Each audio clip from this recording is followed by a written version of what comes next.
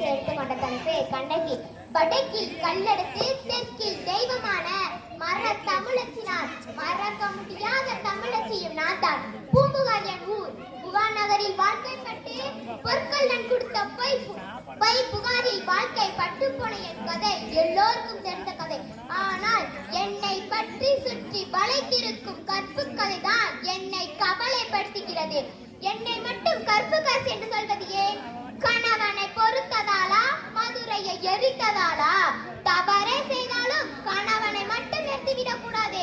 மன்னனும் என்றாலும் மன்னவனுக்காக எரிக்க வேண்டும். பெய் என்றால் மழை பெய்ய வேண்டும்.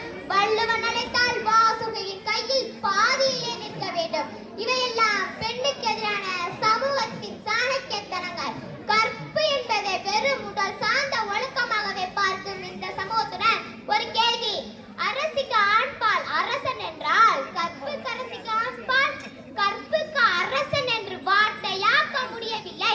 ஆனால் பெண்கள் அதை வாழ்க்கையாக்கி கொள்ளவர். யார் வந்து கேட்டார்கள் எனக்கான நியாயத்தை? என் மாமன் மாசாத்துவன் கேட்டாரா? என் தந்தை மாணிக்கம் தான் வாயை திறந்தாரா?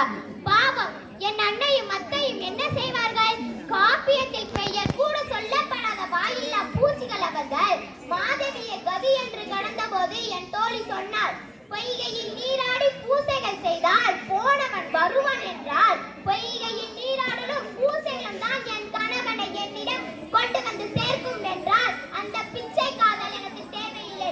வீடென்று என்ற ஒற்றை சொல்லால் மறுத்தவன் நான். அந்த தன்மானத்தை பேசுவது யாரும் இல்லை.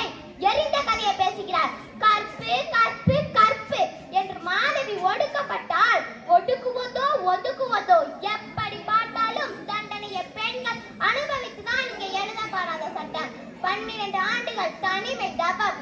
மாதவியோடு மனம் கசிந்து வந்தான் கோவலன். என்னிடம் ஒரு சராசரி பெண்ணுக்குரிய அழுகையும் இல்லை, ஆர்ப்பாட்டமும் இல்லை என்று கூறி விடைபெறுகிறேன். நன்றி.